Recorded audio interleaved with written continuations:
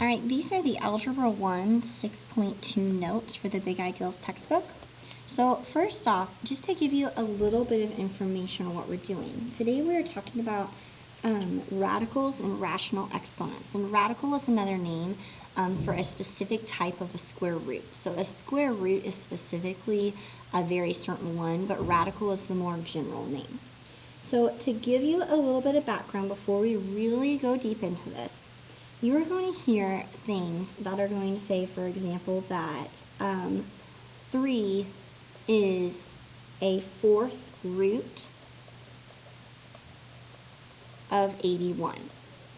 So what that means is that 3 to the fourth equals 81, or 81 to the 1/4 equals 3. So how that is, you can think of it in terms of this. They'll say B is a nth root of A. And they're just substituting in a number for B and a number for the n, so fourth root, third root, eighth root, and then a number for A. And so what that represents is it represents that B to the n power equals A. And we will get farther into kind of what that works out to be.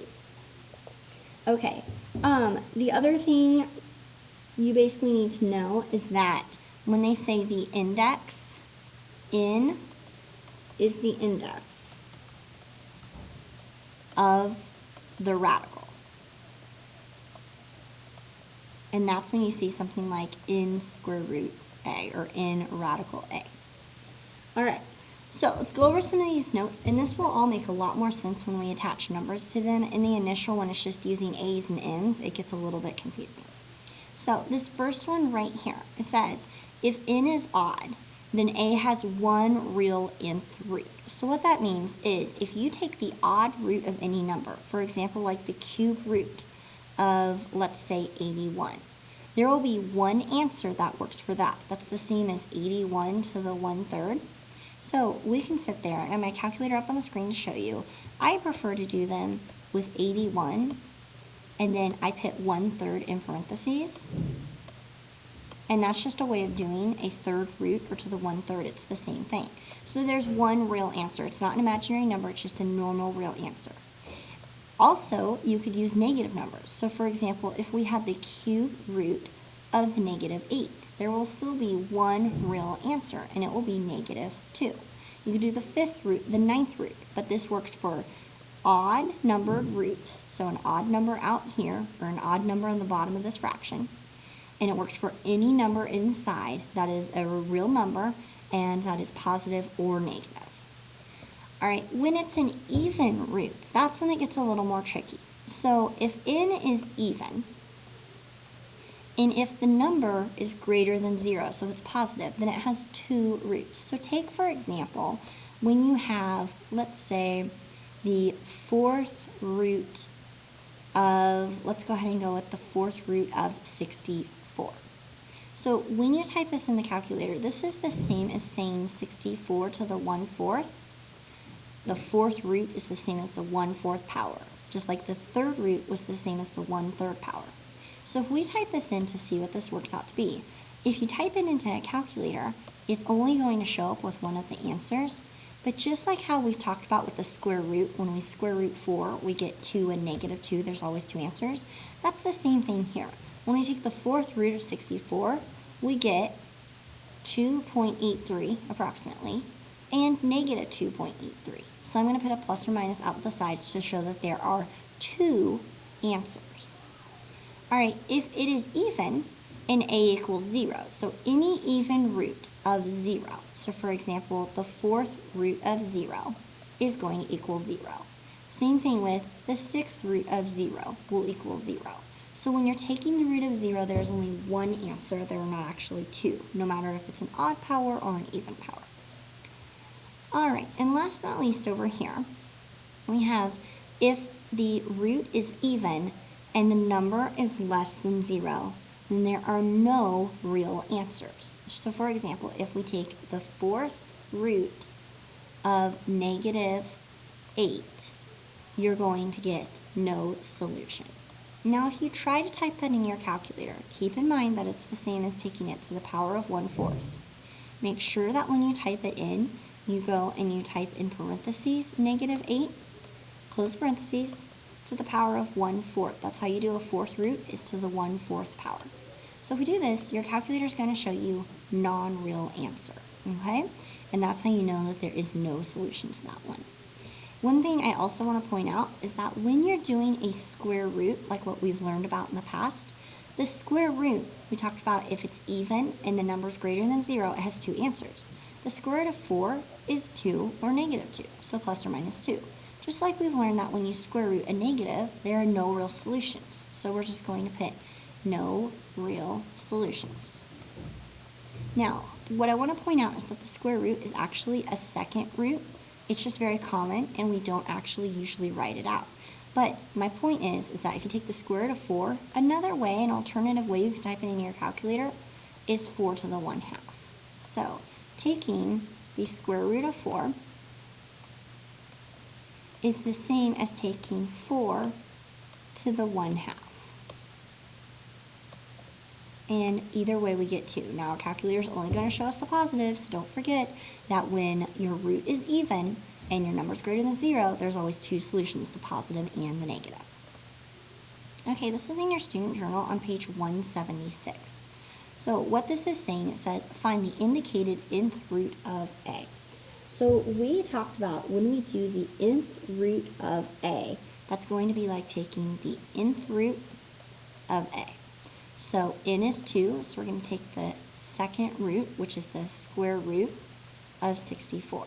So the square root of 64 we know is 8, and so there's always two solutions when it's an even root and a positive number, so our answer is plus or minus 8. On this one, our nth root is 3, so it's the third root of 27. Now remember, if it is an odd power, then it has one real answer. So if you don't know what that is off the top of your head, that's okay. I would go on my calculator and put 27 to the 1/3.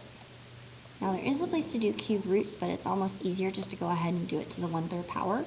And you find out that the answer is 3. And as we work with this more, you'll get more and more used to some of the more common roots that we see.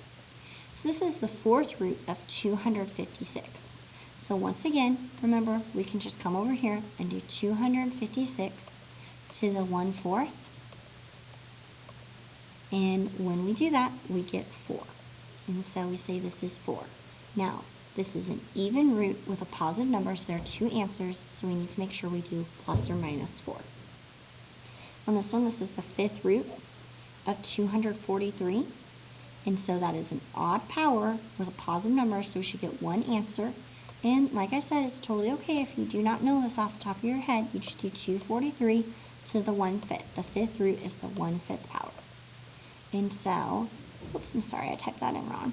So we're going to do 243 to the 1/5 power, and we get 3. All right, if you'd like to pause the video and try number 5 and 6 real quick on your own, that'd be great, and then come back and let's see how we do it. Okay, the 8th root of 256, it is a positive number in here, and it's an even root, and so it has two real solutions. So we just do 256 to the 1/8, and we find out that it's 2, but you have to have the two solutions, so it's plus or minus 2. So positive 2 and negative 2 are solutions. All right, and then we have the fourth root of 10,000. Now we should also have two solutions. Hopefully you're kind of thinking in your head you know this one, because if you think about some of our scientific notation things we've done, it'd be a good thing to recall. But if you don't, that's okay. You would just come over here and you would do to the 1/4 power, and you'd find out that it's 10, which makes sense because 10 to the 4th is going to be 10,000. So positive 10 and negative 10 are solutions. All right, on this one, this says evaluate the expression. So if you want to go ahead and you want to pause this and practice typing some of these in, that would be great. Remember just when they're going to have one solution or when they're going to have two solutions, and then come back and see the answers. Okay, on this one, I believe you can type this in at this point. You see me type several in already, so remember that you could type in 625 to the 1/4 power, and you're going to end up finding out that it is 5. All right?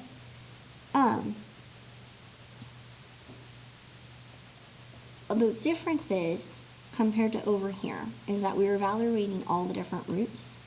Over here, we could say that it is just positive 5 because you're taking the 4th root.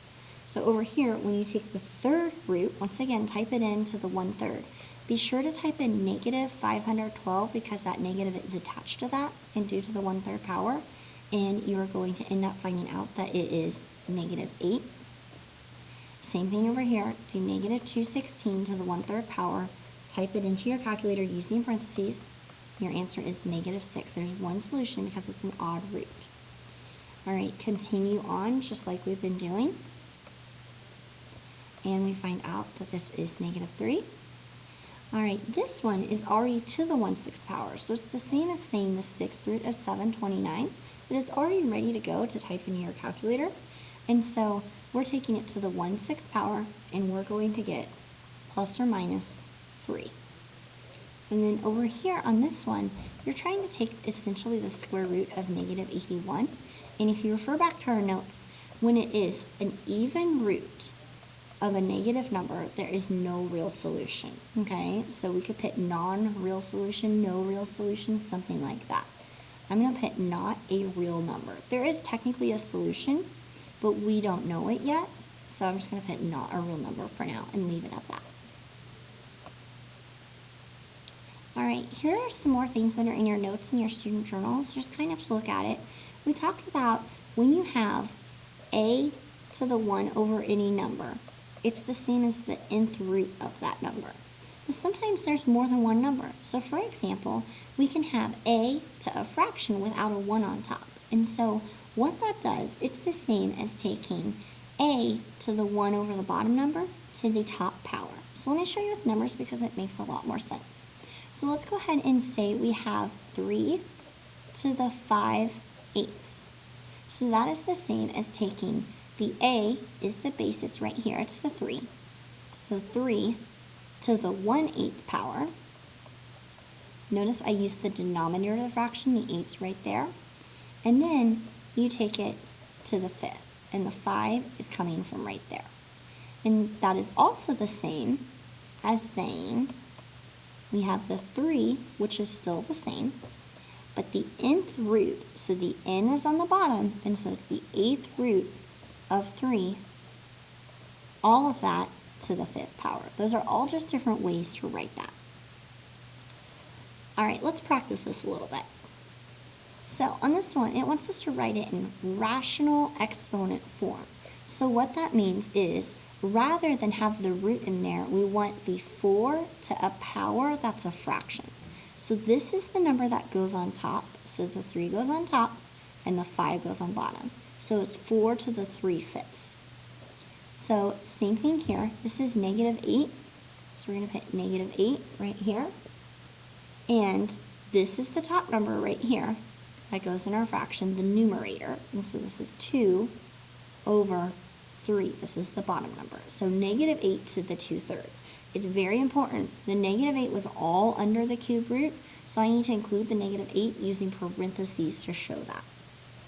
All right, so on 15 over here, this is 15. Now, think in your head, which one's going to be the top number? Hopefully you said the 7. The 7 is on the outside. It's the top number, the numerator. This is the denominator. This goes on bottom. So we're going to do 15 to the 7/4. So the root goes on bottom. Think about roots like on a plant. It goes on the bottom, and the power goes on top. Okay, so this one wants us to rewrite the expression in radical form. So that's just working our way backwards. It's taking the power, that's an exponent, and rewriting it with the root. So the number on bottom is the root. So this is the 5th root of negative 3, because remember, roots are on bottom, they're in the ground. The number on top is to the power, so we show it squared. So this, once again, the root is 2, so we can do the 2nd root of 6, and the top number is 3, so it goes to the 3rd. Now keep in mind, the 2nd root is the same as the square root, so honestly, I would just write it like this, because you don't have to put the 2 for square root. So once again, this is the 4th root of 12, and it is to the third power. Alright, so on here, these are asking us to evaluate the expression. So this is, to me, one of the more trickier things we're going to do today. It's not terrible, but you definitely need to know some of your roots, and then we'll get better as we use them. But I understand that right now, initially, you may not know them off the top of your head. So if we look at this, think of this as 32 to the 1/5 and then squared, or the 5th root of 32 and then squared. So let's find out what the 5th root of 32 is. Let's take 32 to the 1/5 and find out what the 5th root is. I believe it's 2. Alright, so the answer in here is 2. That's what's inside the parentheses because that was the 5th root of 32.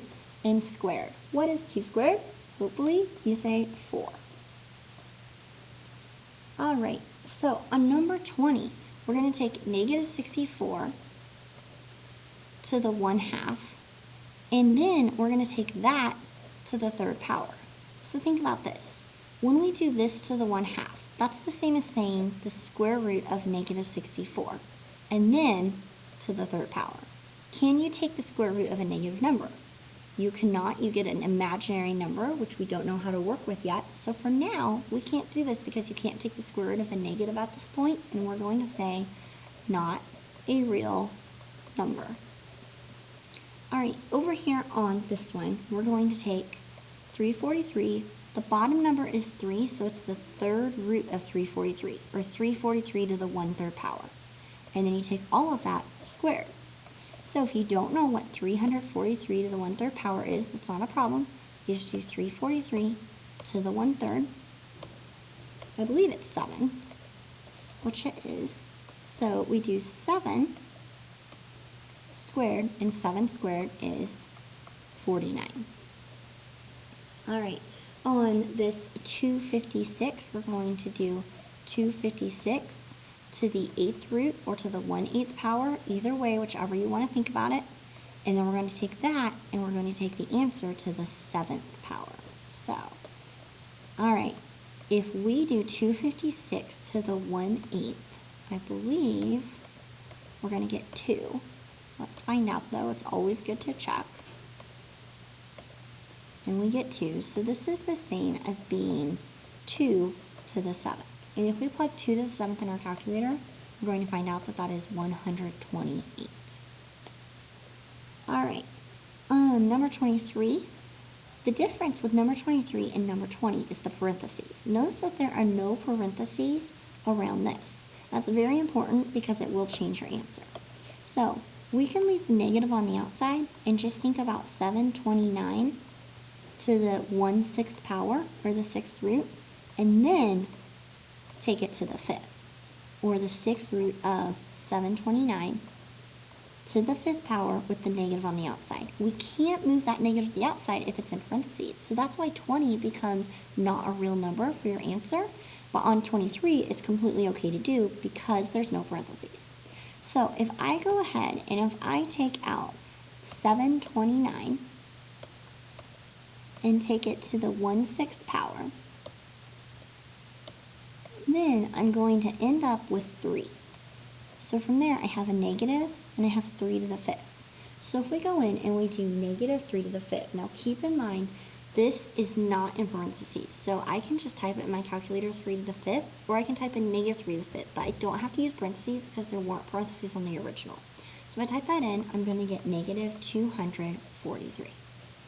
So now once again with the parentheses, this one has the parentheses, so they make a huge difference here because you're saying you want to take the 4th root of negative 625 and then take that cubed. But remember that we learned that when you're taking an even root of a negative number, that there is no real solution. So your answer, there is an answer that exists, but it's not a real number. Alright, let's go ahead and just skip this one for time. It does show up in your book, so if you need more help on word problems, this is an example that is in your textbook or on your online textbook. This, however, is an example in your student journal. So it says that the radius of a sphere is given by this equation.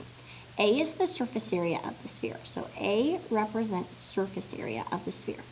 The surface area is 1,493 square meters. So that means we know that A is 1,493 square meters. It wants us to find the radius, so we don't know what R is. That's what we're looking for. And it wants us to find it to the nearest tenth of a meter, and we're using 3.14 for pi. So we come in here, we plug in what we know. We know 1,493, and we can say pi is 3.14. This is to the 1/2 power. So if I go ahead, I can type this in my calculator all at once. What I'm going to do is do in parentheses, and I'm going to have 1,493 divided by, now on the bottom, I'm just going to go ahead and put 4 times 3.14. Now personally, I like to use pi, but when the book specifically says to, we need to go ahead and use 3.14. If it doesn't say, just use pi, it's more exact, and it definitely gives you a better answer. So in the parentheses, what we have is we have approximately 118.87. So that is a rounded answer. So now we want to take that to the 1/2 power. So I can just do to the 1/2, or I could have square rooted the answer, because remember, a 1/2 power is the same as a square root. So my answer ends up being to the nearest tenth of a meter, approximately 10.9 meters. And that's just practice using word problems in your calculator in larger equations. This equation looks intimidating, but when you take it piece by piece and let your calculator do most of the heavy lifting, it's not bad at all. Please write down any questions you have, or go back and watch anything over again, and bring your questions to class so that we can go over them. Thank you for watching.